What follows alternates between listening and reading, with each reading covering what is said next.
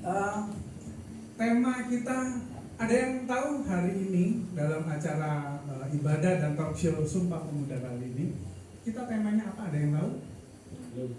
Belum tahu.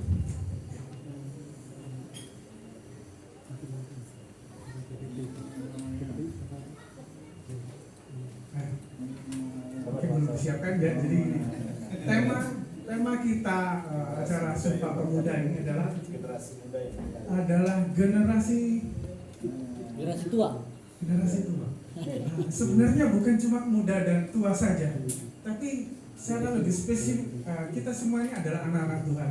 Kita ini adalah generasi Kristen yang dituntut untuk berkarya. Mari ya, karena ini masih dalam rangkaian ibadah. Ya.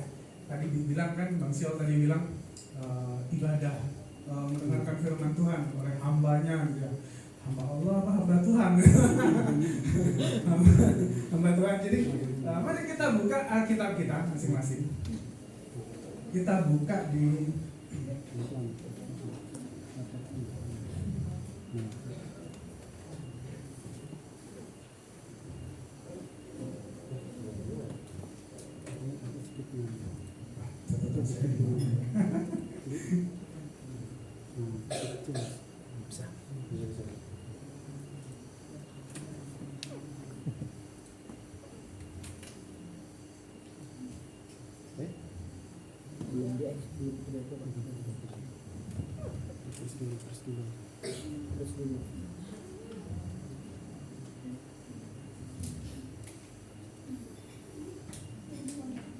kita buka Alkitab kita di Matius pasal 25 ayat 14 sampai 30. Sekali lagi Matius pasal 25 ayat 14 sampai 30. Saya akan bacakan perlahan untuk kita semua, dan teman-teman semua menyimak dengan seksama, karena ini yang menjadi dasar talk show kita pada sore hari ini. Perumpamaan tentang talenta. Sebab hal kerajaan surga sama seperti seorang yang mau bepergian ke luar negeri, yang memanggil hamba-hambanya dan mempercayakan hartanya kepada mereka. Yang seorang diberikannya 5 talenta, yang seorang lagi 2, dan yang seorang lain lagi 1, masing-masing menurut kesanggupannya. Lalu ia berangkat. Segera pergilah hamba yang menerima 5 talenta itu. Ia menjalankan uang itu lalu beroleh laba 5 talenta. Hamba yang menerima 2 talenta itu pun berbuat demikian juga dan berlaba 2 talenta. Tetapi hamba yang menerima 1 talenta itu pergi dan menggali lubang di dalam tanah, lalu menyembunyikan uang tuannya. Lama sesudah itu pulanglah tuan hamba-hamba itu lalu mengadakan perhitungan dengan mereka. Hamba yang menerima 5 talenta itu datang dan ia membawa laba 5 talenta. Katanya, Tuan, 5 talenta Tuan percayakan kepadaku. Lihat, aku telah beroleh laba 5 talenta. Maka kata tuannya itu kepadanya, baik sekali perbuatan itu, hai hambaku yang baik dan setia. Engkau telah setia dalam perkara kecil, aku akan memberikan kepadamu tanggung jawab dalam perkara yang besar. Masuklah dan turutlah dalam kebahagiaan tuanmu. Lalu datanglah hamba yang menerima 2 talenta itu. Katanya, Tuan, 2 talenta Tuan percayakan kepadamu. Lihat, aku telah beroleh laba 2 talenta. Maka kata tuannya itu kepadanya, baik sekali perbuatanmu itu, hai hambaku yang baik dan setia. Engkau telah setia memikul tanggung jawab dalam perkara yang kecil. Aku akan memberikan kepadamu tanggung jawab dalam perkara yang besar. Masuklah dan turutlah dalam kebahagiaan Tuhan.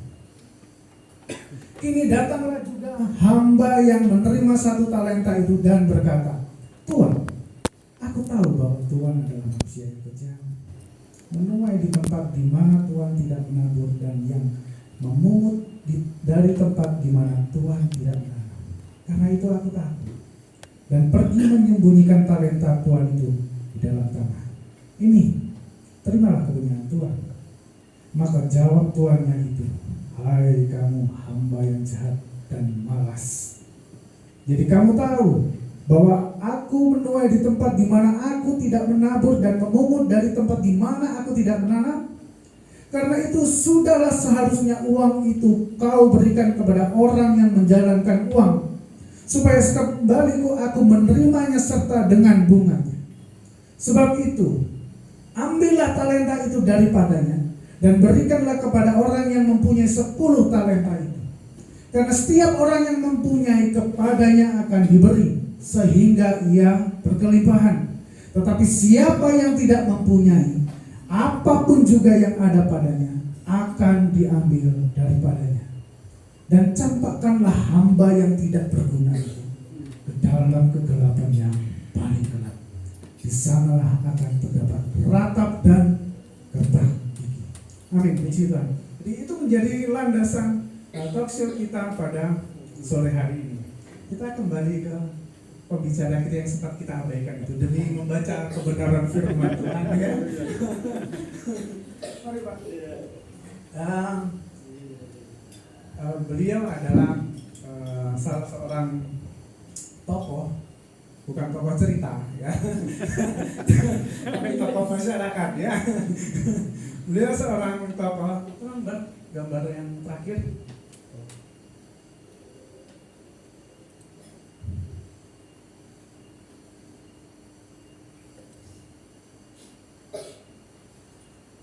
Gambar yang terakhir. Close dulu, close dulu.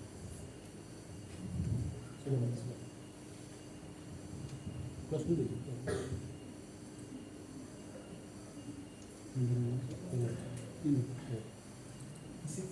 Nah, nampak ya. Kalau di sini kan lagi cuma nampak aja kan badannya, perawakannya yang ganteng gitu kan.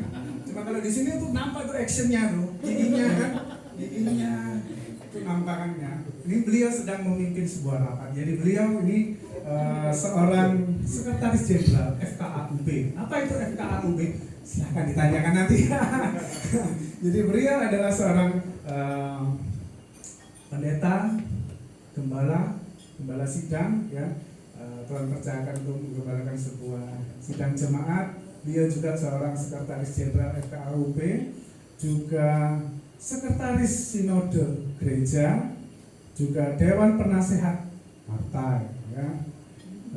Dosen, juga pembina gerakan pemuda Kurikulum ini di Kota Malang, juga fasilitator jaringan doa pemuda pelajar dan mahasiswa sekota Malang, ya.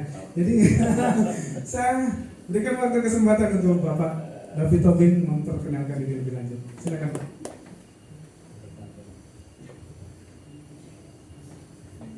Shalom Bapak Ibu. Shalom. Saya lebih senang jadi dosen daripada jadi narasumber sebenarnya, ya. Baik, nama saya David Tobing, istri baru satu. Cuma satu. Anak dua, ya gitu ya. Ya cuma satu gitu ya. Iya, saya bersyukur tadi dipaparkan kepada Bapak Ibu Saudara tentang sedikit kurikulum vitae saya. Saya semua area main gitu ya. Mau dunia politik oke. Mau dunia keagamaan siap. Main di kampus akademisi oke juga gitu ya. Mau main di bisnis ayo gitu. Mau di mana? Kalau tentara itu saya siap main di udara, di laut dan di darat begitu. Siap bertempur untuk kemuliaan nama Tuhan kan begitu. Semua lini siap gitu. Mengapa saya ambil ini semua Bapak Ibu Saudara? Saya sedikit masuk materi dikit aja. Kenapa saya seperti ini Bapak Ibu Saudara? Saya tadi ada foto ini. Ini yang di samping saya ini, yang tadi aja foto yang terakhir tadi Mas. Ini ada candid kamera gitu ya. Coba dikecilin sedikit. Ini saya lagi mimpin rapat. Nah, yang sebelah kiri saya itu seorang kecawen. Yang sebelah kanan saya itu Romo Paroki. Yang sebelah ujung sana, yang dipakai masker hitam itu Ustadz. Ya, jadi lengkap ini. Romo, Ustadz, pendeta kejawen gitu ya. Di sebelahnya ada Hindu dan ada Buddha begitu ya. Nah, pertanyaannya yang sering saya terima dari jemaah, dari mahasiswa saya di kampus, Pak, Bapak nggak capek? Bapak ini nggak lelah gitu ya. Kenapa Pak bisa ada di semua lini? Mengapa Bapak ambil tanggung jawab ini begitu? Bapak Ibu Saudara, yang membuat saya seperti ini tadi, yang tadi saya bilang main darat, laut dan udara, mau di partai oke, mau di akademik oke, mau di usaha oke, lintas agama oke, mau di mana saja.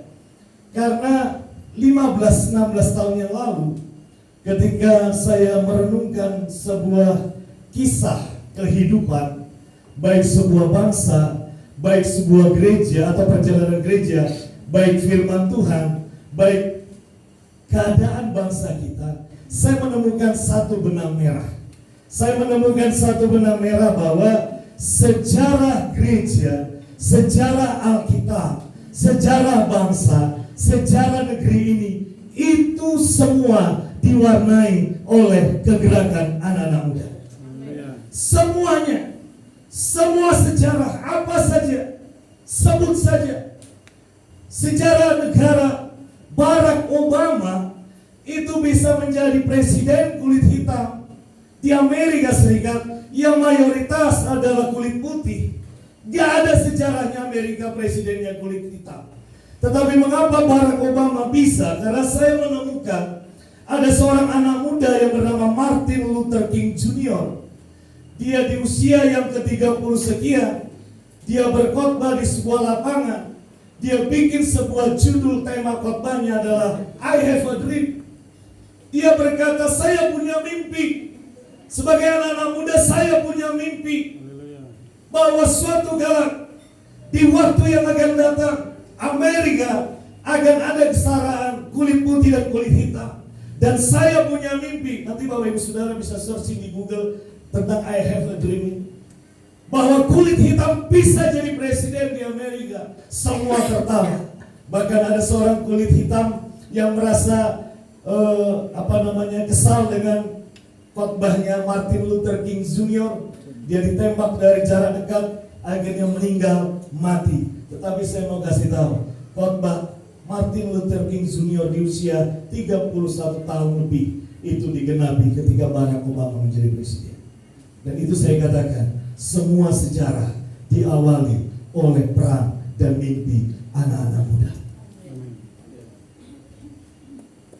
Oh, sejarah apa? Alkitab, baca dari Kejadian sampai Wahyu, semua didominasi oleh anak-anak muda. Ada Daud, ada Daniel. Siapa? Semuanya itu anak-anak muda.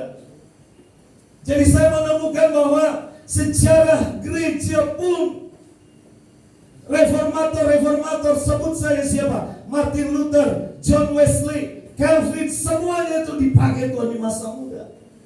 Dan terjadi pembaruan gereja sampai hari ini. Doktrin gereja itu diciptakan oleh Calvin, Martin Luther, Wesley yang usianya masih muda.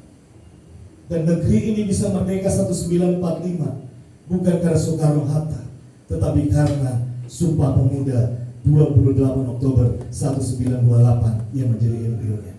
Tepuk tangan buat anak-anak muda. Slide yang kedua. Jadi sejarah itu di tangan anak-anak muda. Sama-sama yang saya katakan begini, sejarah itu di tangan anak-anak muda. 1, 2, 3. Sejarah. Bisa lebih keras lagi katakan, sejarah itu ada di tangan anak-anak muda. 1, 2, 3. Sejarah itu ada di tangan Anda. Tapi saya mohon maaf, tadi yang stand up komedi maupun yang pembawa acara dan tadi disambung oleh moderator, sepertinya hari ini ada dikotomi anak muda dan anak tua, kan begitu? Saya terus terang aja nggak setuju Mbak Regina. Karena kalau Bapak buka Google, coba buka Google sekarang, usia pemuda versi Badan Kesehatan Dunia WHO PBB, itu anak-anak muda usia 14 sampai 65 tahun.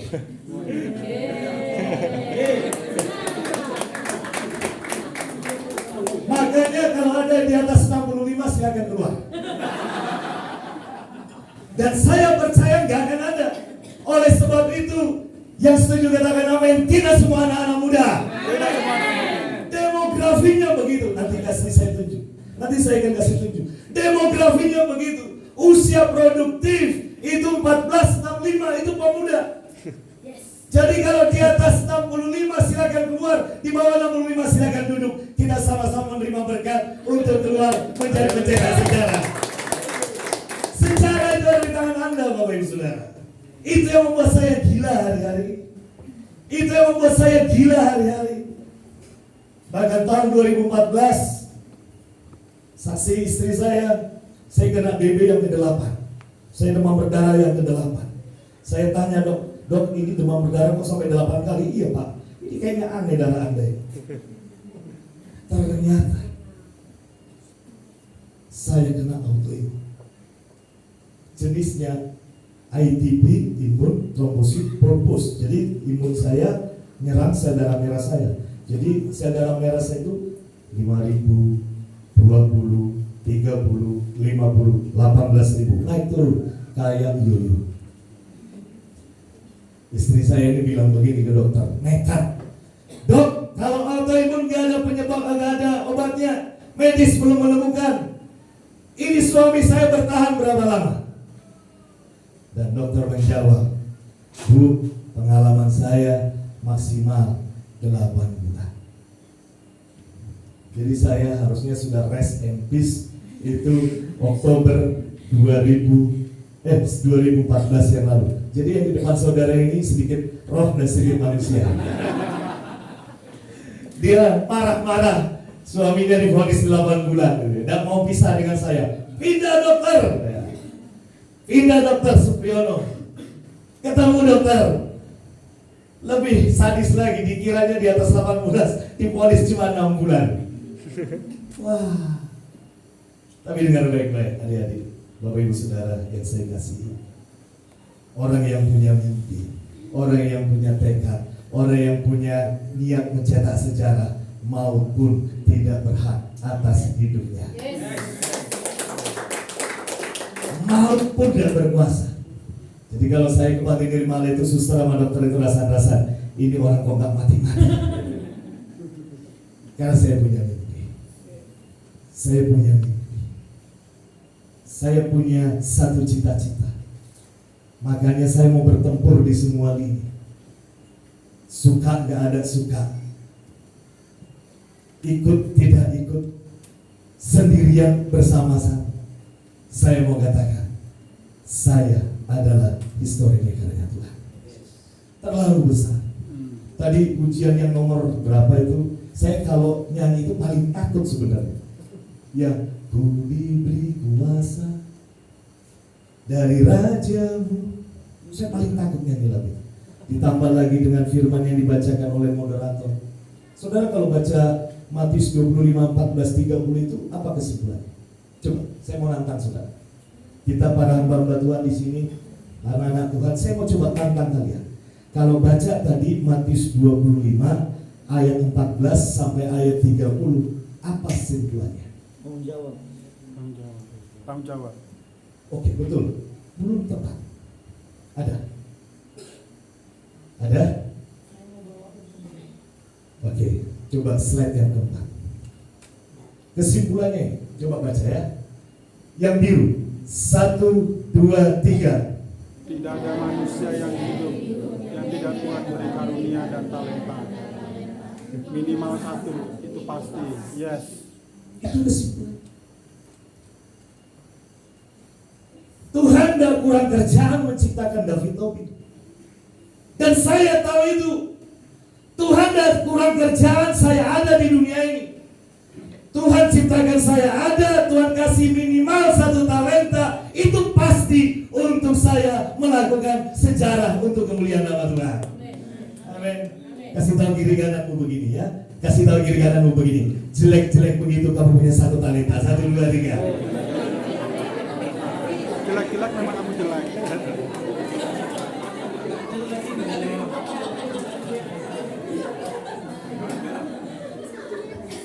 Jadi kalau Bapak Ibu Saudara mengerti kebenaran ini, kalau Bapak Ibu Saudara mengerti kebenaran yang disampaikan oleh Matius 25 ini, bahwa Anda ada di dunia ini bukan hanya sebagai penonton apalagi cheerleaders, Anda adalah pemain di lapangan becek. Dan kalau Anda sadar bahwa Anda hidup minimal punya satu talenta, Anda tidak yang seperti yang dibacakan tadi menyimpang, tetapi Anda akan memakai untuk kemuliaan nama Tuhan. Yang luar biasanya lagi dari ayat ini. Coba perhatikan ya, perhatikan saya. 2 jadi berapa? 2 jadi 4. Dari 2 ke 4 berapa persen, Pak? 100. Dari 5 jadi 10. berapa persen? 100? Pernah tanya ke Tuhan, kenapa yang 2 gak 3,8? Pernah Anda menggugat Tuhan, kenapa yang 5 gak 9,7? Pernahkah Anda menggugat Tuhan, kenapa 2 harus 4, 5 harus 10? Kenapa enggak 3,8? Kenapa enggak 8,9? Mengapa harus 10? Mengapa harus 4?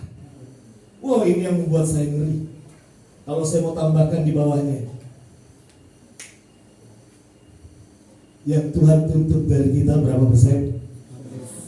Berapa persen? 100. Berarti kalau 99,9 kita berikan kepada Tuhan, artinya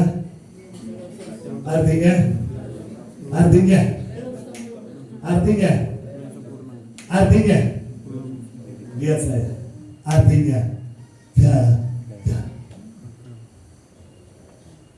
Yang Tuhan tuntut dari ayat ini, waktu saya di WA Daniel itu saya gak berani jawab, karena terus terang Bapak Ibu Saudara, pasal ini yang paling saya takuti kalau khotbah. Karena di dalam ayat yang dibaca Daniel tadi, itu banyak rahasianya Tuhan yang tidak pernah disampaikan oleh mimbar gereja. Gereja hanya berkata, ayo yang punya duit beri perpuluhannya, ayo yang punya berkat kasih ke gereja, yang gak pelayanan, just all. Tetapi jauh kedalaman dari ayat ini, itu berbicara bahwa sadar atau tidak sadar, engkau mau atau tidak mau, engkau lahir ke dunia ini bukan karena Tuhan kurang kerjaan. Tuhan adakan engkau di dunia ini untuk satu tujuan, karena Tuhan berikan minimal 1 talenta, dan yang Tuhan tuntut 100%. Di gereja selalu saya bilang begini, main drum, kalau 95% diberikan sama Tuhan, gagal.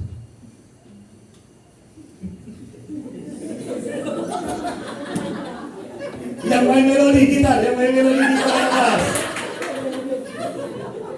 yang worship leader, yang Tuhan tuntut berapa persen Bapak Ibu Saudara? Berapa persen? 100. Kasih tahu kiri kanan ini yang Tuhan tuntut dari kamu 100%. Silakan Daniel. Kita beri tepuk tangan dulu. Jadi kalau flashback dulu, waktu itu dulu saya pelayanan main musik, gitu ya. Beliaunya waktu itu minta didoakan oleh seorang hamba Tuhan, mau calon, maju menjadi caleg gitu ya. Ini Bapak calon anggota DPR. Tapi kalau kalau Tuhan bayarkan sekarang jadi duduk bersama-sama dengan saya ya. Karismanya minimal nyerempet-nyerempet sini. Haleluya. Haleluya. Ya minimal itu orasinya. Kalau saya tadi kan ketara kan beda ya ngomongnya. Kalau saya kan lemah lembut gitu ya. Beda yang dengan berapi-api tadi gitu ya. Jadi kembali lagi ke tema ya. Soal ke tema ini adalah generasi Kristen yang berkarya. Kita sudah baca landasan alkitabiahnya. Saya WA ke beliau. Nanti topiknya itu sekitar prinsip dan pengalaman hidup Bapak. Saya mau ini dibagikan kepada kita semua. Karena itu tadi bahwa kalau mau sukses, mau jadi orang hebat, kita harus bergaul dengan orang yang sukses dan hebat. Puji Tuhan beliaunya ada di sini, begitu kan ya. Dan saya mau apa yang sudah menjadi prinsip pengalaman beliau itu ditularkan kepada kita. Apa itu yang tadi diceritakan? Indonesia merdeka, ya, karena anak-anak muda. Ya. anak-anak muda ini bukan memproklamirkan sendiri, tapi mereka juga ada di bawah komando dari yang cukup tua, ya, Soekarno-Hatta, ya.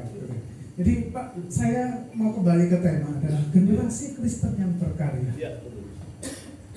Pertanyaan saya adalah gini, ini juga menjadi pertanyaan semua anak-anak muda.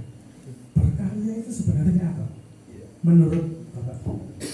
Iya, berkarya itu menurut saya begini, apa yang kau punya berikan yang terbaik untuk Tuhan. Jadi berkarya itu bisa banyak hal. Jangan dibatasi hanya berkarya itu ada di gereja. Jangan dibatasi ada di rumah, sekolah. Kalau memang Tuhan berikan tadi 5 talenta kepadamu, maka kembangkan 5 talenta itu. Nah, saya kebetulan dikasih yang 5. Kalau Bapak Ibu Saudara dikasih 2 atau 1, gak ada masalah juga. Jadi Tuhan itu sebenarnya begini, tidak melihat banyaknya kurikulum vitae. Yang kurikulumnya vitae 2 lembar dengan yang 1 baris itu sebenarnya sama. Yang Tuhan mau adalah kualitasnya, yaitu 100%. Jadi berkarya itu adalah memberikan sesuatu yang bisa kau miliki. Saya terus terang aja 2015 yang lalu, saya ini suka mimpi. Karya saya itu bermimpi. Saya itu bermimpi begini, 2015, salah satu mimpi saya. Saya bilang waktu itu kepada seorang wakil direktur di Muhammadiyah begini, saya punya mimpi Pak. Apa itu mimpinya Pak David? Saya itu kepengen suatu saat Sumpah Pemuda itu hidup. Wah, berat itu Pak David. Berat itu. Gak bisa itu Pak. Angel itu Pak. Angelnya dari mana Pak? Wah, ini perlu dana sekian ratus juta. Sewanya aja 21 juta. Konsumsi kalau 1 pack 15.000, isinya 3.000 orang, 45 juta. Perlengkapan dan lain-lain, lighting aja itu hampir 15 juta. Totalnya hampir 200 juta. Tapi saya ingin berkarya. Jadi 2015 itu saya sampaikan, saya punya mimpi, kemudian saya aplikasikan. 1 tahun tidak terjadi, 2 tahun tidak terjadi, 3 tahun tidak terjadi, 4 tahun, 5 tahun, kemudian pandemi gak terjadi. Saya nekat bulan Agustus yang lalu. Saya punya kelebihan itu lobby. Nah, saya senang speak gitu. Mantan sales masalahnya ya. Saya ini backgroundnya sales. Jabatan saya terakhir itu manajer sales. Speak tipis-tipis. Iya, speak tipis. Hasilnya tebal. Tebal ya. Saya iseng-iseng minta nomornya rektornya UMM, namanya Prof. Fausa. Saya dapat nomornya, saya speak lah. Prof, mau ketemu dong. Boleh ya? Wih, boleh Pak Pendeta, silakan. Nah, saya cerita dulu. Prof, saya punya mimpi begini. Dia kaget. Dia bilang, kenapa baru sekarang? Lah, emang kenapa? Lah, sejak 5 tahun yang lalu yang ini yang saya tunggu. Saya rindu dom UMM itu dipakai untuk pemuda. Lah, sewanya 21 juta Prof, saya bilang gitu. Gak mampu saya ngumpulin uang setahun 2 tahun. Lah, yang suruh bayar Anda siapa? Free. Terus saya tanya ini, aduh, domnya free, konsumsinya Prof, bisa 12 tahun lagi saya ngumpulin 45 juta. Siapa yang suruh bayar? Free. Last time-nya Prof, lighting-nya sekian. Gratis. Yang ini Prof, gratis. Nah, terus saya tanggung apa? Tugas suruh orang masuk, sudah lebih dari cukup. Yang 200 juta UMM yang tanggung untuk bangsa dan negara kita. 30 menit Bapak Ibu pertemuan itu. 30 menit. Dan kalau nanti tanggal 31 itu terjadi, itu sejarah buat negeri ini. 7.000 orang berkumpul untuk menyatakan kita satu, kita bangsa Indonesia. UMM itu terkenal kandang macan Bapak Ibu Saudara. Saya waktu masuk pertama kali itu bus gitu, saya mau pingsan. Di mana-mana itu putaran-putarannya. Tapi mimpi saya, pusatnya saya rebut. Karena saya percaya itu yang akan menjadikan kota kita Malang Raya diberkati Tuhan dengan luar biasa.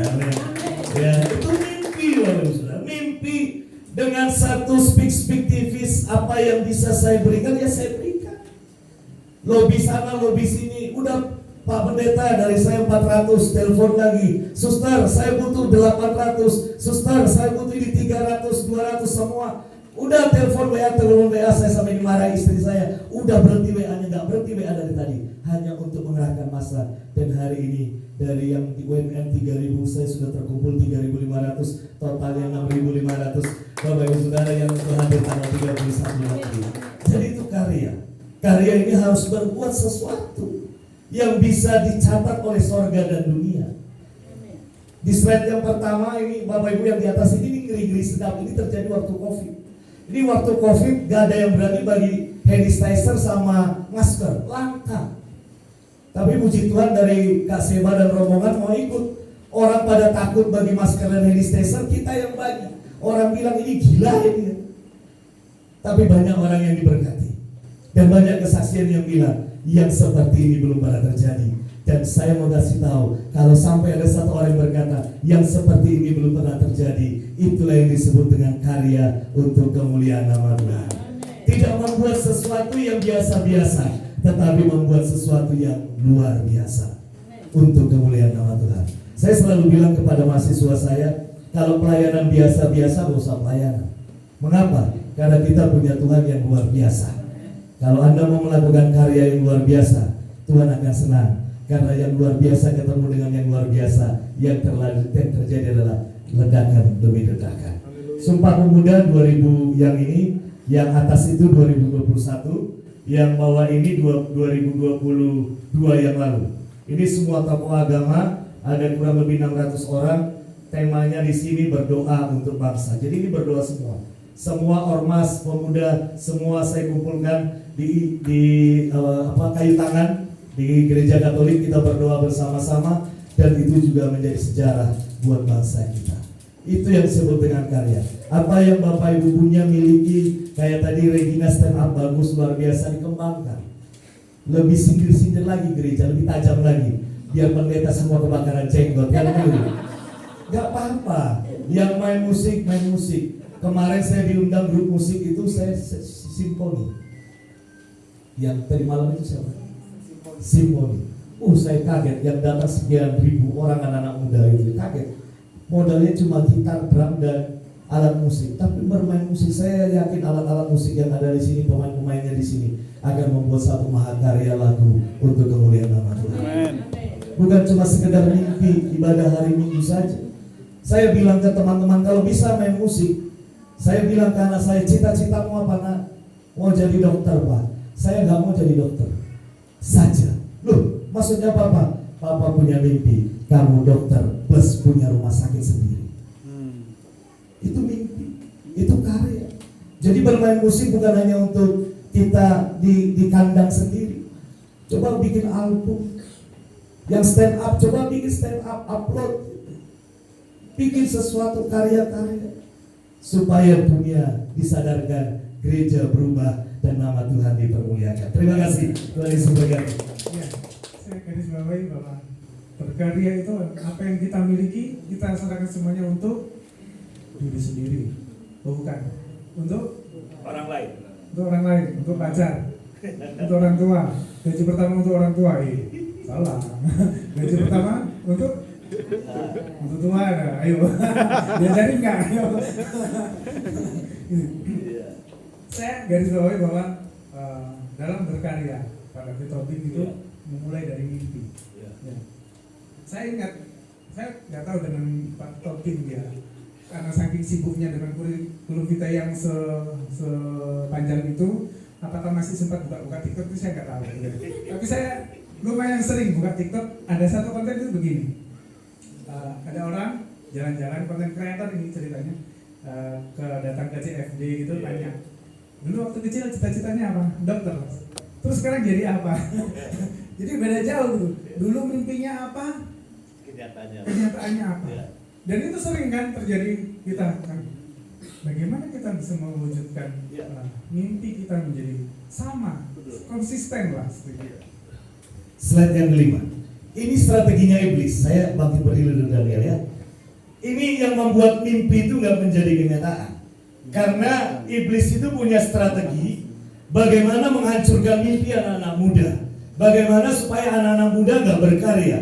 Yang pertama adalah yang paling sering adalah minder dan rendah diri. Punya mimpi jadi dokter, tapi karena dibully, di body shaming sama temannya, dia merasa dokter kayaknya terlalu gede, diturunkan jadi bidan. Masih mending diturunkan menjadi OB, rumah sakit lebih parah lagi. Makanya saya selalu bilang kepada anak-anak muda dimanapun saya berada, ini strateginya. Yang kedua, seringkali kita dihancurkan oleh pergaulan-pergaulan yang buruk. Saya senang dengan Daniel.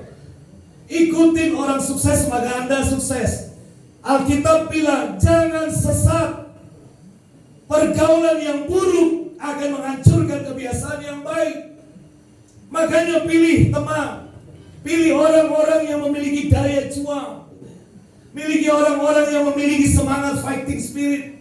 Jangan bergaul dengan orang-orang menghancurkan keluarga. Yang disebutkan Daniel itu satu. Yang saya hadapi di Unikama ribuan anak-anak muda yang selalu berkata kepada saya punya mimpi pastor, saya punya mimpi Pak, tapi keluarga saya nggak mendukung. Ini istri saya nggak tahu bagaimana ceritanya. Setiap kali ada camp mahasiswa baru di Kota Malang, itu temanya tentang hati Bapak. Dan ketika saya khotbah tentang hati Bapak, ini istri saya. Ribuan yang datang, saya tantang. Yang mau dipeluk ayahnya, saya mau memeluk Anda. Itu datang dari semua penjuru. Ini semua ingus Bapak. Yang perempuan mau dekat saya, no, dekat istri saya. Keluarga yang broken home, keluarga yang tidak harmonis, itu dihancurkan. Ada ekonomi atau pekerjaan, kayak tadi saya cerita. Mimpi saya itu hampir rontok gara-gara angka 2650 juta. Tidak bisa mengadakan acara di Dom. Uang, ayo bikin project, ayo kita berkarya, tapi gak ada duitnya. Ya. Saya mau kasih tahu pengalaman saya sampai hari ini, Jam. Tuhan punya 1001 cara untuk memberkati dan menyertai orang-orang yang punya mimpi. Amin. Berikan kemuliaan Tuhan. Dan boleh saya tambahin satu ayat dan saya harus izin moderator ya.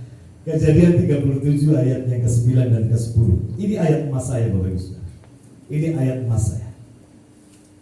Ayo anak-anak muda punya mimpi. Ingat 14 sampai 65 itu anak-anak muda ya, punya mimpi. 14 sampai 65. Kejadian 37 ayat 9 dan ayat yang 10. Bisa sama-sama dengan saya baca yang lebih keras. 1, 2, 3. Lalu ia memimpikan pula mimpi yang lain yang diceritakannya kepada saudara-saudaranya. Katanya, aku bermimpi pula, tampak matahari, bulan dan 11 bintang sujud menyembah kepadaku. Setelah hal ini diceritakannya kepada ayah dan saudara-saudaranya, maka ia ditegur oleh ayahnya. Mimpi apa mimpimu itu? Masakan aku dan ibumu serta saudara-saudaramu sujud menyembah kepadamu sampai anak. Sihor punya mimpi. Regina bilang, apa mimpimu Sihor? Mimpi di siang bolong. Yusuf dikasih mimpi, dia akan menjadi pemimpin. Bulan, bintang, matahari tunduk kepadanya. Bapaknya bilang begini, ya elah sadar. Kita gak punya duit, kita dari keluarga miskin, kita dari keluarga yang gak berada, bodimu pendek, kamu hitam, keriting, hidup lagi. Lengkap sih. Ini bukan gak udah.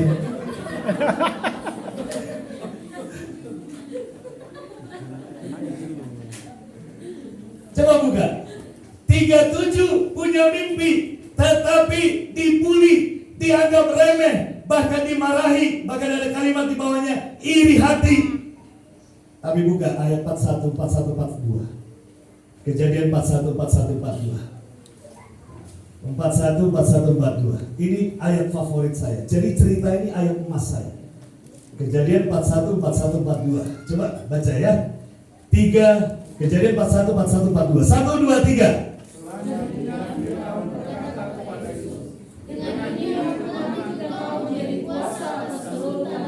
Iya.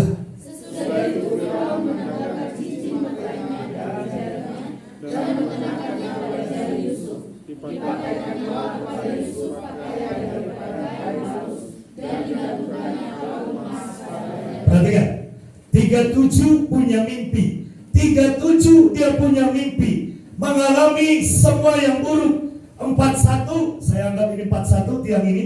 41 mimpi itu digenapi. Perhatikan saya di sini. 37 Yusuf punya mimpi, dia punya satu kerinduan, punya satu harapan, mahakarya, dia harus menjadi pemimpin. Tetapi yang dia hadapi bukanlah semangat, motivasi, dukungan dari keluarga dan orang-orang sekelilingnya. Dia dibully, dia dijual, dia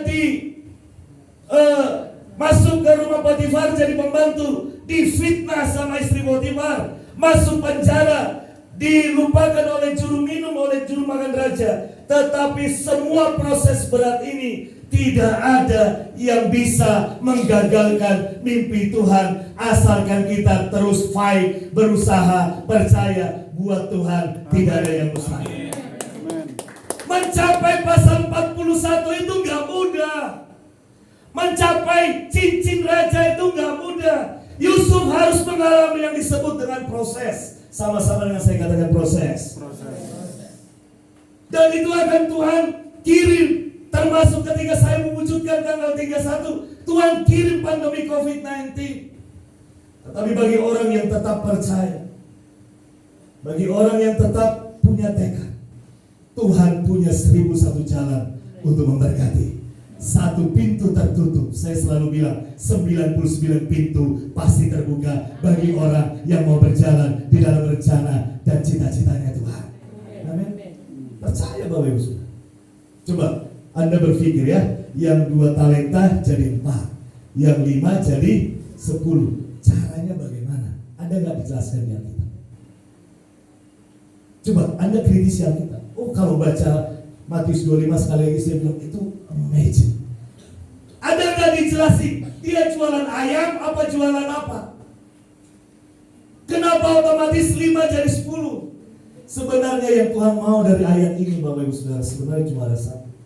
Miliki tekad bahwa saya pasti bisa. Saya pasti bisa. Makanya cita-cita jadi dokter. Ketemu Pak Daniel. Jadi apa sekarang? Bidan. Kok turun? Iya. Dulu pas mau masuk kedokteran orang bilang, wah kedokteran itu sulit, biayanya gede, gak usah masuk kedokteran. Terus sekolah bidan aja. Iya wes, orang tua saya miskin, saya masuk bidan saja. Turun derita. Sekarang kalau Tuhan bilang Anda jadi dokter, kayak saya, kalau Tuhan bilang kepada saya fit, lu gak akan mati, lu tetap berkarya. Saya terjang Bapak Ibu. Ini istri saya khotbah begini dengan autoimun, saudara percaya? Dan ini bukan khotbah saya sekali sebulan Bapak Ibu. Puluhan kali saya khotbah sebulan. Orang yang autoimun trombosit di bawah 150 itu bisa khotbah seperti ini. Itu saya punya mimpi untuk merubah generasi muda kembali kepada rencana Tuhan, menjadi alat kemuliaan Tuhan. Amin. Mempunyai mimpi dan tetap percaya. Jangan nanti Daniel ketemu Anda, Regina, cita-citanya apa? Stand up comedy. Ketemu sama Daniel jadi office boy, jangan. Office girl. Tetap harus stand up comedy nasional. Tuhan punya cara, asalkan kita mau. Saya kasih clue-nya begini. Ini agak sedikit nyeleneh memang. Yang Tuhan paling sulit tolong adalah orang yang patah semangat. Terima kasih. Catat itu, paten kali ya. Yang sulit Tuhan tolong adalah orang yang patah semangat. Nah, justru ini Pak, saya mau tanyakan. Ini mewakili anak saya juga sebenarnya. Jadi begini, saya juga sebenarnya mendorong anak saya. Mendorong anak saya itu punya mimpi, sama seperti anak-anak lainnya. Kalau anak-anak dulu ditanyain, cita-citanya apa? Oh jadi presiden, jadi dokter, jadi insinyur, atau jadi apa? Gak ada yang ngomong cita-citanya jadi sopir mikrolet, gak ada, ya kan? Sopir angkot gak ada yang ngomong gitu. Pasti cita-citanya profesi yang bergengsi saat itu. Tapi anak-anak sekarang Pak, kalau ditanyain cita-citanya jadi apa? YouTuber, content creator, ya enggak? Siapa anak sekolah minggu yang suka nonton YouTuber gaming? Cita-citanya pengen punya kursi gaming yang ada lampu-lampunya RGB gitu kan? Kembali lagi kita soal ke berkarya. Saya sempat sampaikan ke anak saya, pengen jadi apa? Pengen jadi YouTuber gaming. Oke, saya support. Kalau orang tua lain, wih ngapain kok cita-cita jadi YouTuber gaming? Karena pada kenyataannya saya menemukan ketika anak saya suka, saya lihat, oh ada ternyata YouTuber gaming yang mempermuliakan nama Tuhan. Ada satu namanya Miao Out, ya. Dia bikin konten gaming, ya. Saya sampai tahu kan namanya. Saya mengikuti. Ya. Dia bikin konten video gitu.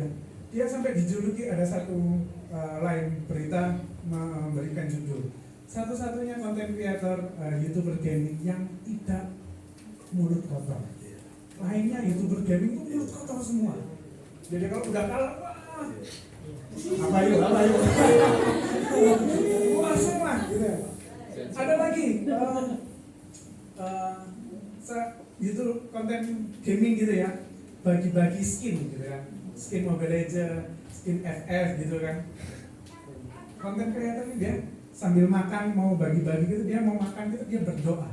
Jadi di hadapan seluruh netizennya dia memproklamirkan iman. Jadilah YouTuber seperti itu. Jadilah YouTuber seperti itu. Pertanyaannya adalah begini Pak. Kenapa harus kita? Kenapa harus kita berkarya? Kenapa harus kita? Karena kebanyakan generasi sekarang masih penting kalau cita-citanya YouTuber gaming. Ada yang cita-citanya cuma rebahan. Banyak kaum rebahan. Banyak gak kaum rebahan di sini, generasi micin kaum rebahan. Jadi kenapa harus kita? Kenapa kita harus berkarya? Silakan.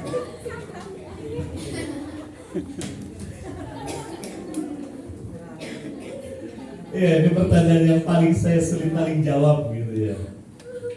Mengapa harus saya? Begini, Bapak Ibu Saudara, saya mau kasih tahu. Oh, ada dua sebenarnya pertanyaan dari yang mau saya jawab. Begini, konsep kekristenan, anak itu kan punya kita, betul? Anak saya, gitu. Anaknya Pak David siapa? Benny. Oh, ini anaknya Pak David. Kadang-kadang dengan kondisi begitu kita merasa bahwa anak ini punya saya. Berarti kalau anak ini punya saya, yang terjadi adalah konsep saya atas dia, kan begitu. Kita punya 1000 macam kerinduan buat anak ini. Tapi saya mau kasih tahu Bapak Ibu Saudara, kalau Bapak Ibu Saudara punya anak kayak saya punya anak dua, saya mau kasih tahu satu kebenaran. Anakmu itu, anak saya itu punyanya Tuhan. Amen. Kita hanya dititipkan. Jadi bukan program saya yang jadi buat anak saya, bukan kehendak saya yang jadi buat anak saya, tetapi kehendak Tuhan dan rencana Tuhan yang harus terjadi atas dirinya. Kan tadi sudah saya bilang, Anda lahir adik-adik, Anda lahir, Anda punya satu talenta. Kalau talentamu memasak, saya kepengen anak saya seorang pemain musik, berantem terus. Ayo main musik, gak suka Pak, saya sukanya masak, ayo, berantem gak? Makanya terjadi anak-anak yang fatherless generation, gak mengerti. Nah ini cerita saya Pak Daniel. Saya sama bulan ini, istri saya ini, jangankan main musik Bapak Ibu Saudara, pegang musik aja gemeteran. Artinya gak bisa apa-apa soal musik. Nyanyi aja saya fales, walaupun orang Batak gitu ya.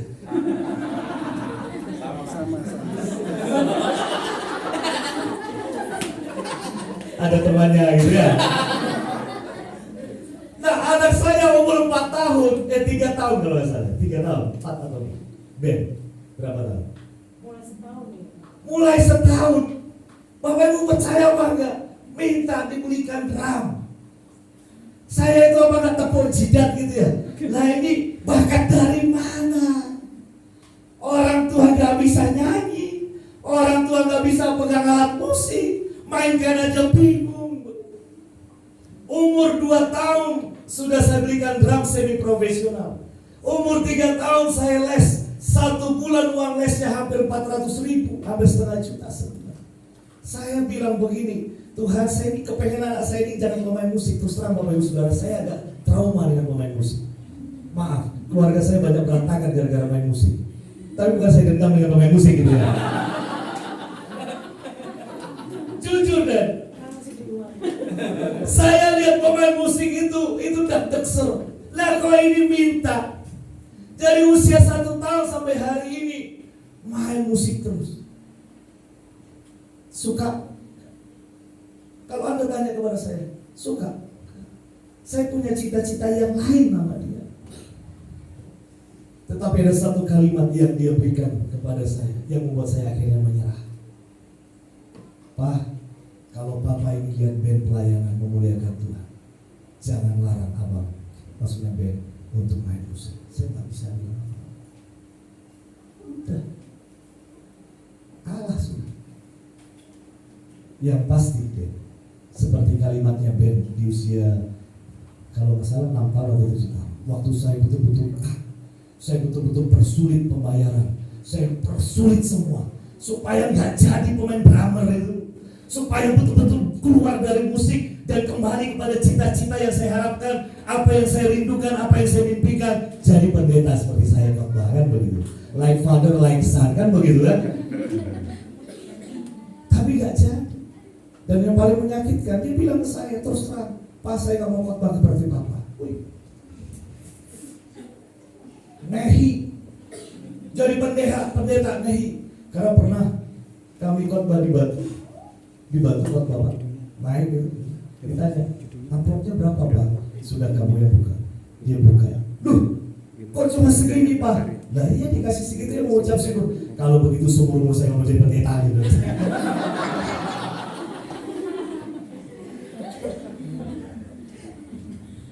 Dia melayani di gereja besar di Kota Malang, jemaatnya ribuan. Setiap kali pulang itu dia bilang, aku dapat PK. Tadi malam dia ngomong, saya dapat PK. Lebih besar dari PK-nya Papa. PK-nya pendeta kalah sama pemain drummer. Jadi stand up saya ini. Tapi bagi saya Dan, intinya cuma satu statement closingnya tadi. Kalau Papa ingin melihat saya melayani Tuhan, jangan larang saya main drum. Udah itu aja. Kata kuncinya adalah itu dia pakai untuk memuliakan nama Tuhan. Sakit, kecewa.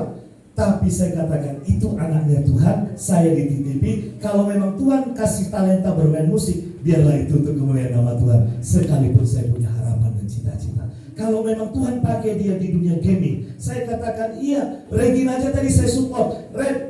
Regina, kamu sudah punya bibit bagus itu. Kembangkan itu. Saya tadi kan bilang, rekam itu stand up komedimu.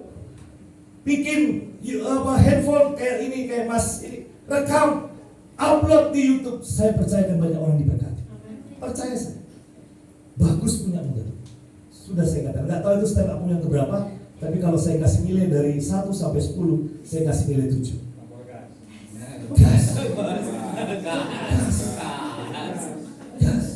Saya punya mahasiswa dari Papua. Semua dosen bilang begini, Pak David, tak mungkin itu lulus kelasmu. Saya tanya sama dia, lu kok semua dosen musuhin kamu deh? Iya, saya gak suka kuliah.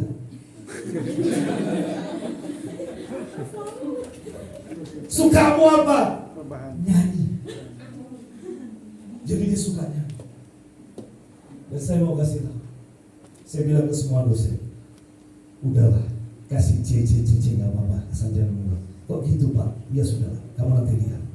Kemarin dia tampil Pes Marawi di Jogja, juara 2 nasional seluruh Indonesia. Dari sampah menjadi kemuliaan Tuhan. Dipaksa kuliah, gak sanggup otak. Tapi dia suaranya cuma setan ambruk.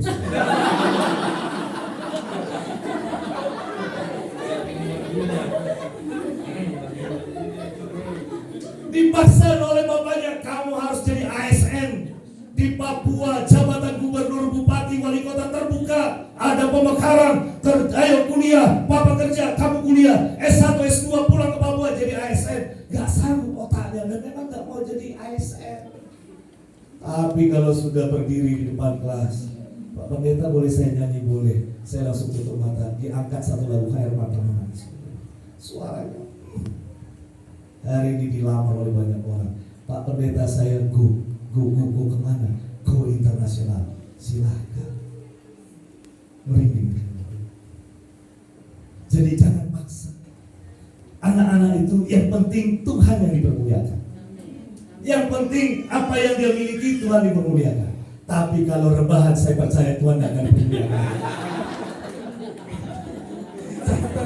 Catatnya, rebahan itu bukan talenta yang Tuhan berikan ya. Catatnya. Namanya melayani itu harus bekerja, melayani itu harus aktif, bukan aktif sambil rebahan gitu, nggak ada ceritanya ya. Saya membuka kesempatan buat kita semua yang ada di sini ya. Saya percaya kita semua pengen jadi orang yang sukses, pengen jadi orang yang hebat, pengen jadi orang yang berfungsi, berguna ya, apapun itu.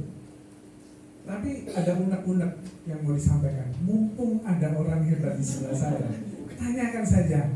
Ya, tadi kan saya sudah mengambil. Sebenarnya pertanyaan saya itu nggak ada dalam list saya, cuma saya terbeban untuk anak saya saja gitu kan.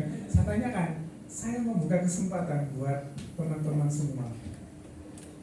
Saya percaya ya. Tadi saya agak gregetan ya, lagunya sudah hype, enak. Cuma karena habis persembahan gitu ya. Tapi lagunya lagi tinggi gitu. Tapi jadinya penonton gini kan. Datanglah dan berkuasa. Saya naik gitu. Ya enak, akhirnya loncat lagi. Saya nggak mau kita cuma jadi penonton saja. Penonton ceritanya orang sukses. Saya mau kita juga jadi orang sukses. Ya. Kita mempertontonkan kesuksesan kita ke masyarakat.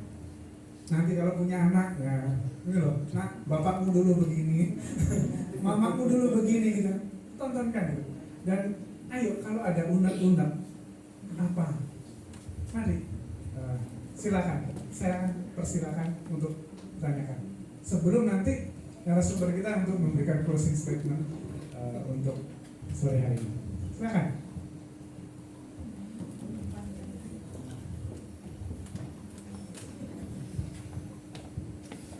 Selamat sore, sebelumnya perkenalkan nama saya Grace. Saya mau bertanya bagaimana kalau kita punya mimpi, lalu pada saat kita menjalaninya itu sepertinya sulit sekali tercapai. Dan sudah berusaha tapi kok hasilnya belum terlihat. Itu apakah artinya belum memberikan 100% atau memang itu bukan kehendak atau rencananya Tuhan, dan bagaimana menyikapi hal tersebut? Terima kasih.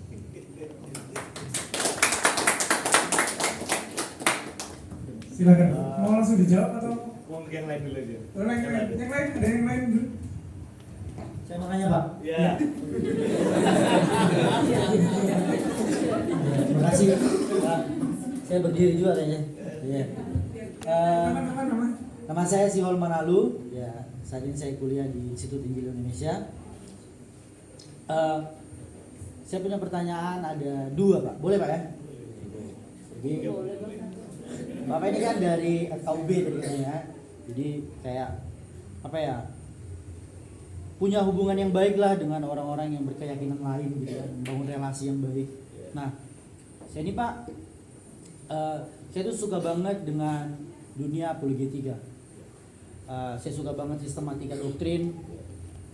Saya mulai membuat konten-konten di YouTube dan media sosial lainnya tentang yang ngejawab pertanyaan yang sesuai kapasitas saya saat ini bisa saya jawab gitu. Nah, ini kan kadang-kadang menimbulkan apa ya?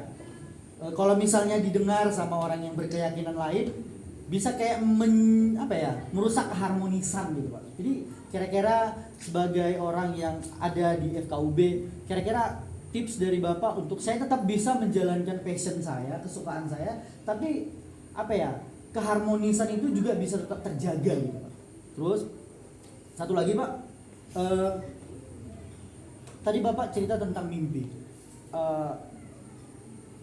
gimana kita tahu bahwa ternyata itu adalah sesuatu yang Tuhan rencanakan buat kita capai, Pak? Kan kita nggak langsung ngerti nih, contoh saya gitu Pak kan, saya harus mencoba banyak hal untuk saya ngerti, oh ternyata ini maksud Tuhan. Jadi kira-kira apa ya Pak, tanda-tandanya gitu, kira-kira biar saya ngerti ternyata ini loh yang harus saya tekuni dan saya asah gitu. Makasih. Pak. Iya. Pertanyaan Sihol dan Grace itu hampir sama. Yang kedua, kalau punya mimpi ini Tuhan, dari Tuhan apa dari manusia kan begitu ya? Dari diri sendiri apa dari Tuhan? Ada dua barometernya. Yang pertama itu sebenarnya gampang. Misalkan Grace ya, kita ini kan kalau sekolah itu kan pasti sudah ngerti ya. Kita suka sosial apa matematika kan gitu. Itu kan otomatis kita tahu. Misalkan begini Bapak Ibu Saudara, kayak Regina, saya percaya sejak SD dia sudah tahu dia punya kapasitas untuk cerita, betul? Kamu sudah tahu punya kapasitas untuk ngomong, betul? Sudah bisa kan? Ngomong enak gitu, atau matematika nilainya 10, terus teman-temannya 8, 7, 8, 7, 7, 8, dia 10 stabil terus. Atau ada juga orang yang jago di agama, nilai agamanya lebih baik. Sebenarnya dari kecil kita sudah tahu kita itu kelebihannya di mana. Ngerti maksud saya ya? Semua sudah tahu pasti deh. Dia ahlinya di agama, ahlinya di sosial, ahlinya di bahasa, ahlinya di sains, matematika, dia sudah tahu. Nah, ketika kita membuat mimpi Bapak Ibu Saudara, itu harus linier. Ngerti maksud saya? Ngerti linier? Jangan begini, misalkan begini. Saya ini jago bahasa Indonesia, tapi mimpi bikin bom nuklir, itu gak nyambung. Dan itu kan pasti babak belur. Ngerti maksud saya? Grace paham maksud saya? Kamu tahu kelebihan yang Tuhan berikan padamu? Tahu? Tahu apa yang membuat kamu lebih di atas teman-teman? Pasti kamu tahu kan? Apa yang membuat kamu damai? Ngerti? Ada seorang anak ganteng ini di sinode kami, disekolahkan bapaknya ke hukum. Sejak kecil senangnya pegang spatula, SpongeBob itu. Dia senangnya masak. Sudah jadi sarjana hukum dari UB. Tahu? Sekarang buka depot. Sarjana hukum buka depot. Bapaknya bilang, "Fit, datang ke rumah gua." Kenapa Pak? Tataran anak gua kepengen dia jadi lawyer. Lah kok sekarang buka depot jadi chef? Ngapain gua sekolahkan sarjana hukum? Ternyata anak ini dari kecil sudah suka dan itu membuat damai. Paham maksud saya?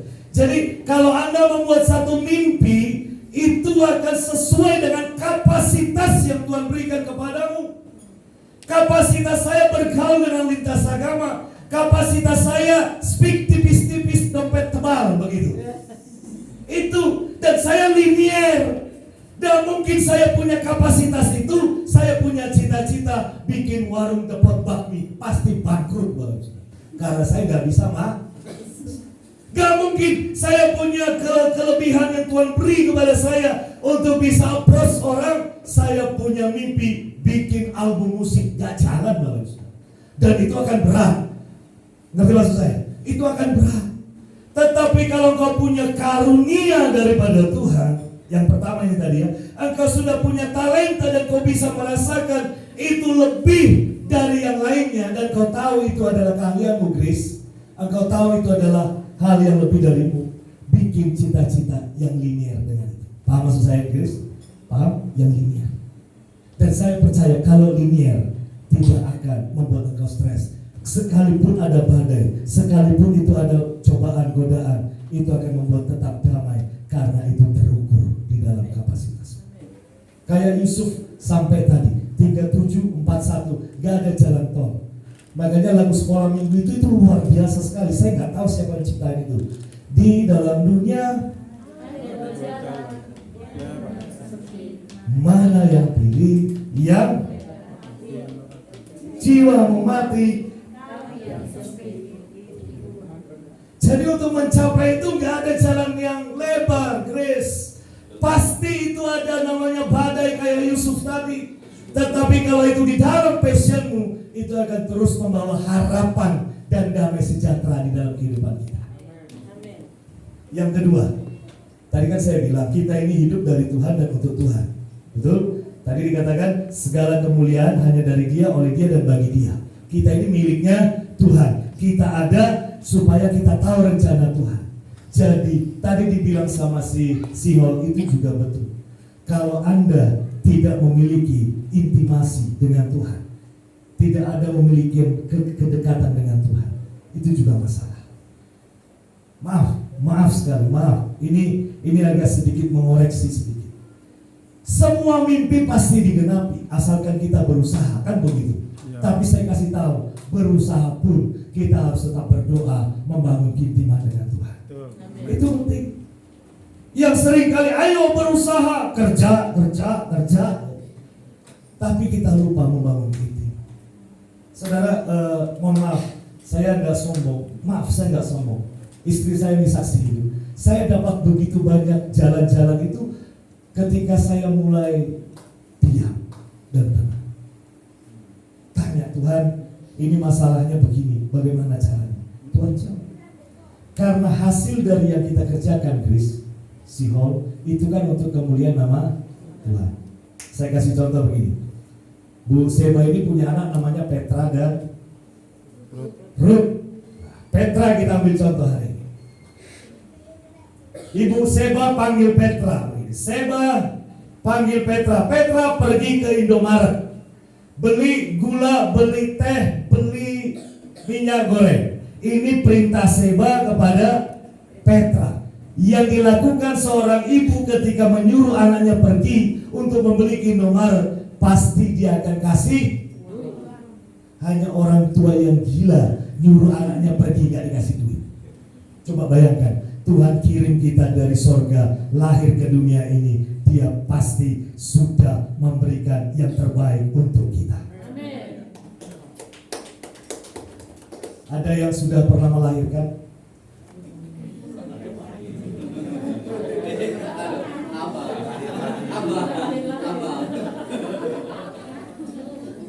Lihat saya, kira-kira menurut ibu-ibu, bapak-bapak, kalau wanita sudah mengandung, seorang istri, seorang ibu sudah mengandung usia 8 bulan, mau melahirkan bulan depan, yang dilakukan apa?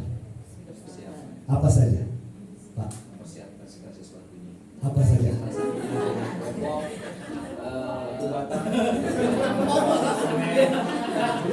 Susu, semua. Orang tua yang waras anaknya mau lahiran sudah disiapin asuransinya, betul? Bapak itu waktu Anda lahir, saya kasih tahu, sorga sudah kasih yang terbaik buat Anda. Bapak di dunia aja, orang tua di dunia, anaknya mau lahir, itu dia berikan semua. Apalagi Bapak di sorga, yang punya rencana atas Regina, yang punya rencana atas Grace, dia akan sediakan asalkan kita terkoneksi dengan baik dengan sorga. Turun, keren. Kayak tadi saya bilang, Prof, kalau konsumsinya sekian puluh juta, gua yang nanggung. Steak, gua yang nanggung. Semua gua. Logika gak masuk akal. Tapi saya mau kasih tahu, saya percaya sebelum itu terjadi, sebelum saya lahir, itu sudah ada di dalam rencana skenario-nya Tuhan. Kita ini sudah punya rencana. Kalau Bapak, Ibu, adik-adik baca Mazmur 139, dikatakan di situ, sebelum saya lahir, semua sudah tertulis di dalam buku kehidupan kita. Hari-hari yang akan kita ini tinggal menjalani. Dan ketika ada delay dari Tuhan, tetap sabar, tetap percaya. Di balik semua penundaan, ada rencana Tuhan yang besar untuk memproses kita sempurna dengan Kristus. Amin. Nanti kita sambung di luar Kris. Kalau kurang pas ya. Sudah? Dengan Sihol ini memang sensitif sekali. Konten-konten yang sering membuat provokasi. Tipsnya cuma ada satu, Sihol. Kalau saya, kita berbeda agama, tapi soal kemanusiaan kita tetap satu. Itu saya. Artinya, saya tidak akan menyinggung doktrin mereka. Daniel sama Kak Seba sudah pernah ikut ya, ajar rapat. Setiap kali selesai rapat, saya tutup dengan doa. Dan doanya gak ada yang melek. Semua tutup mata, yang Islam, yang Buddha semua. Ayo kita berdoa menurut agama dan percaya kita masing-masing untuk suksesnya acara ini. Semua punya Tuhan, punya. Semua tutup mata, gak ada yang keluar. Paham maksud saya di sini? Paham? Jadi kalau tujuannya untuk kemaslahatan umat, tujuannya untuk kebaikan, tujuannya untuk saling menolong, menopang, gak ada masalah sih. Tetapi yang sering terjadi konten-konten kayak yang terjadi yang baru bertobat gitu ya, yang lari ke Amerika ya, kadang-kadang kan yang disindir begitu. Itu sesat masuk neraka kan. Saya mau kasih tahu Bapak Ibu, kita ini kan dilihat orang, kita ini Injil yang terbuka. Saya dengan istri saya ini kadang-kadang dia juga tak dibudek. Saya berhadapan dengan orang-orang garis keras dan lain sebagainya. Pernah diancam mau dibunuh, sampai hari ini nggak mati-mati ya. Karena yang menolong saya banyak, yang membackup saya banyak. Jadi kalau membuat konten, kalau membuat segala macam cerita, ilustrasi nggak masalah. Tetapi jangan menyinggung doktrin agamanya masing-masing. Semua agama punya kepercayaan doktrin, dan itu yang harus kita jaga. Loh, kita serang Pak supaya yang sana pindah ke sini kan? Ada di Alkitab cara penginjilan model begitu gitu. Yang saya tahu pertobatan itu karya dari Roh. Saya sudah pernah mentobatkan 2 orang sihir tanpa harus berkonfrontasi. Dia hanya melihat cara saya, melihat hidup saya. Dia berkata, Bapak ini Tuhannya siapa? Tuhan Yesus. Siapa Yesus? Juru selamat dunia. Kenapa Bapak begini? Karena dia sudah mati dengan pengorbanannya buat saya. Saya juga harus berkorban buat orang lain. Jadi kadang-kadang, maaf ya para apologetik, saya mau maaf sekali. Saya punya teman apologetik tapi sekarang berakhir di Polda. Kadang-kadang merasa kalau menyerang itu menang-menangan. Maaf. Merasa dengan menyerang itu kita bisa memindahkan dari kandang kuda masuk kandang singa, atau dari kandang sini ke kandang sini. Sebenarnya keliru. Pertobatan itu adalah karya dari Roh Kudus. Dan cara kita banyak cara. Dari konten, dari apapun, asalkan jangan menyinggung doktrin mereka. Kita bisa bekerja sama dalam banyak hal. Berdoa bersama, gak ada masalah. Bekerja sama, gak ada masalah. Semua gak ada masalah. Dan sampai hari ini saya sudah sekjen hampir 3 periode, gak ada yang mengkudeta untuk turun, malah perpanjangan. Saya tanya sampai kapan? Seumur hidup Bapak. Bayangkan saya sekjen FKUB seumur hidup, saya juga bingung. Sampai mati mungkin saya tidak. Saya bilang kenapa? Bapak cocok bisa menjadi dirijen dari sebuah paduan suara untuk Indonesia yang harmoni bagi kemuliaan Allah. Mohon maaf Sion kalau belum memuaskan, jawaban saya seperti itu dulu. Silakan kalau ada yang lain. Silakan, kalau ada yang lain, angkat tangan. Gak ada yang mau sukses nih. Oh. Wah, yang nanya berat-berat.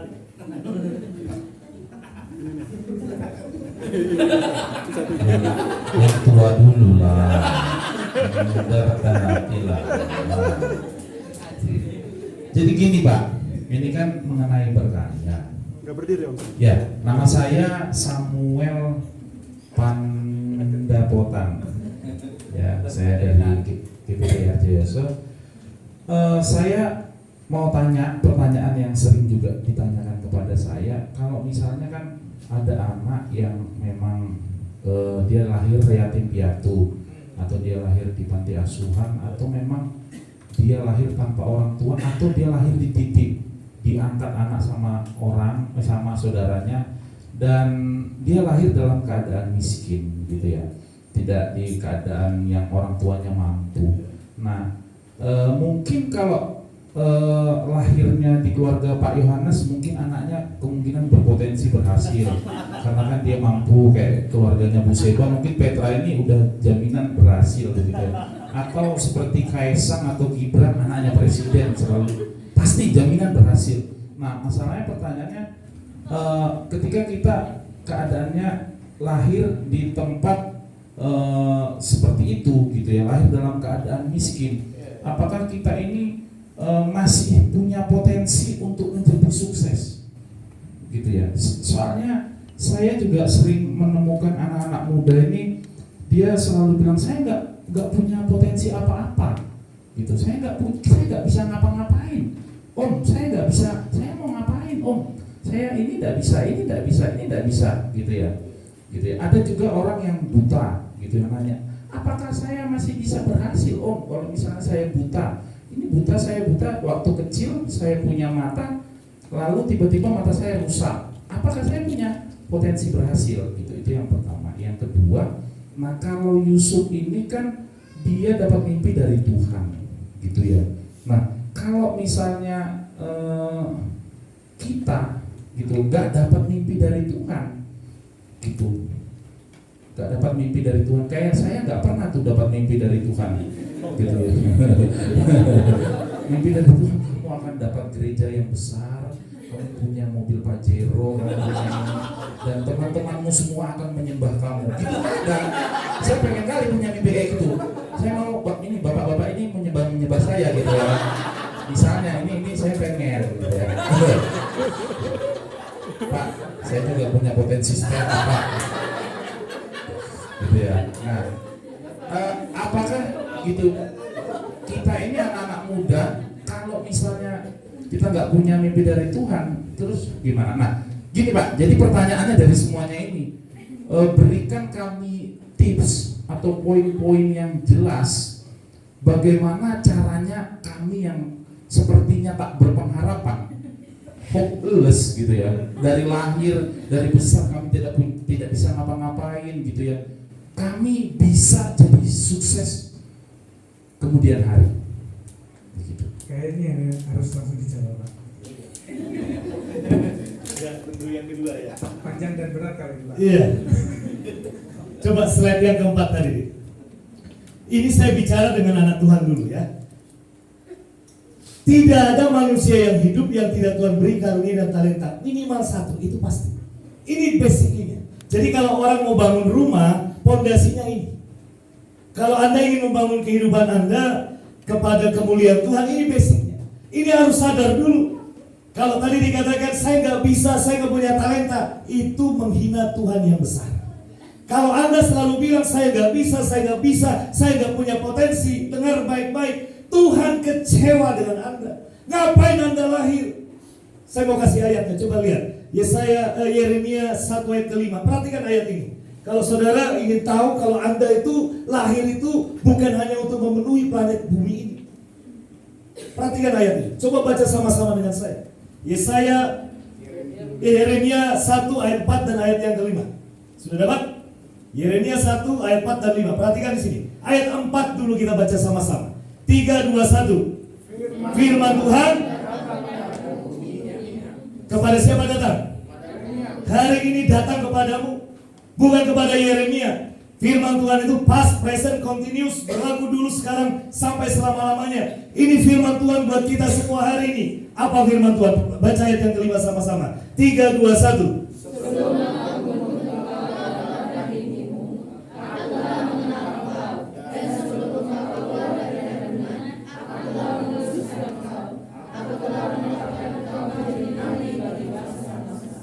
Kapan Tuhan punya tujuan buat Yeremia?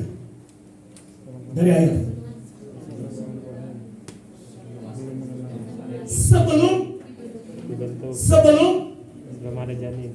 Sebelum. Jadi saya kasih tahu Bapak Ibu Saudara, lahir tanggal berapa? 31 apa? Mei tahun 2001. Tahu dia lahir 31 Mei 2000. Tuhan 1 Januari 1997 sebelum dia lahir, Tuhan sudah punya master plan. Dia akan lahirkan seorang anak ke dunia, modelnya seperti ini, dan punya tujuan. Jangan salahkan keadaan. Ini yang membuat kadang-kadang kita gagal. Kayak slide yang keberapa tadi. Iblis selalu bikin di sini masalahnya. Keluarga yang miskin, diintimidasi. Yang pendeta-pendeta tahu Yeftah, hakim, lahir dari siapa? Pelacur. Kemudian dibuang.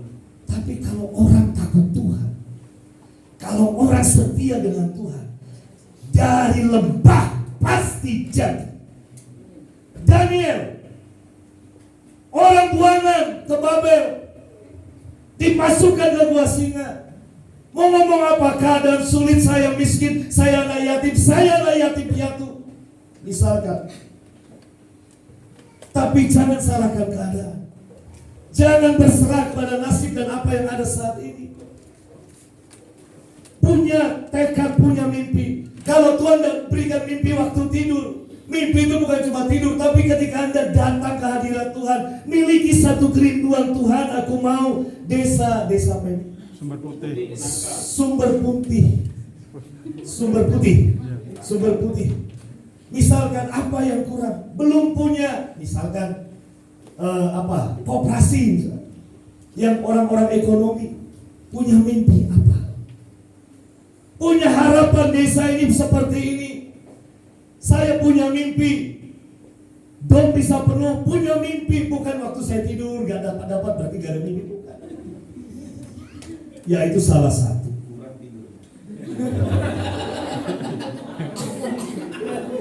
Tapi coba lihat sekelilingmu. Nah ini saya mulai tipsnya ya. Saya mulai tips yang lebih konkret. Lihat sekelilingmu. Lihat keluargamu. Lihat lingkunganmu. Apa yang kurang? Apa yang ada di sekitarmu ini? Di kota ini, di bangsa ini. Lihat. Apa yang kurang? Apa yang tidak baik? Apa yang membuat masyarakat di sini tidak mengalami terobosan? Lihat. Ketika kau melihat penyakitnya, penyakitnya? Tuhan, ini bicara tentang ekonomi. Saya sarjana ekonomi, kayaknya nyambung. Tuhan, aku punya mimpi desa ini bebas dari kesulitan ekonomi.